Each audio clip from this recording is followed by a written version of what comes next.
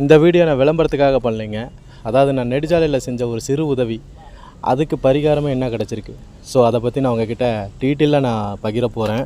இந்த காணொலி பார்த்திங்கன்னா உங்களுக்கு தெரியும். முன்ன பின்ன பார்த்ததே கிடையாது. ஆனால் ஒரு வண்டி ரோட்டில் ஜாக்கி இல்லாமல் நின்றுட்டு இருந்துச்சு.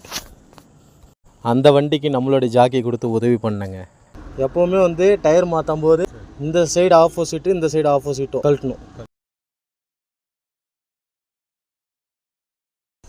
அப்படியே அந்த 4 போல்ட் இருக்குது பார்த்தீங்களா, அதில் கரெக்டாக உட்காருவீங்க. வண்டி ஆடக்கூடாது, அவ்வளோதான்.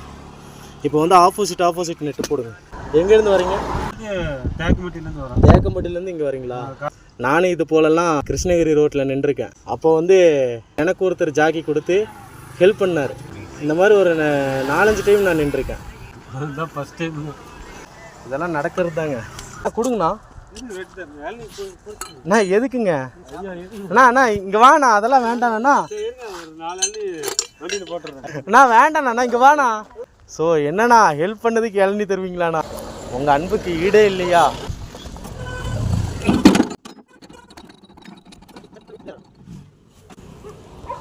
ஏன்னா இதெல்லாம்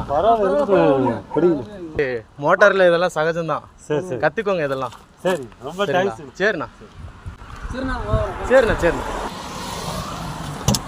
ஸோ ஹெல்ப் பண்ணதுக்காக இளநீ வேற கொடுத்துருக்குறாங்கப்பா.